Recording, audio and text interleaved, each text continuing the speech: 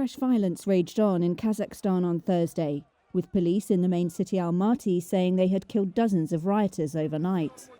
The Interior Ministry said at least 18 law enforcement officers had died so far in clashes, including 2 found decapitated, and more than 2,000 protesters were detained as Russia rushed in paratroopers to stop a countrywide uprising in the former Soviet state. As Western countries called for calm, footage from Almaty showed toppled vehicles and buildings, said to be a presidential residence and the mayor's office, ablaze.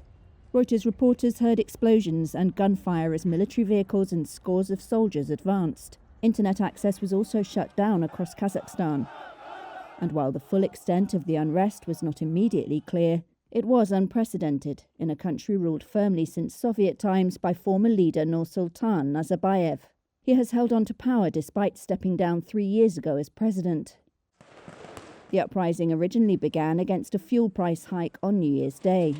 But a reversal of the price rise failed to mollify crowds who accused Nazarbayev's family and allies of amassing vast wealth from oil and minerals, while the nation of 19 million remained poor.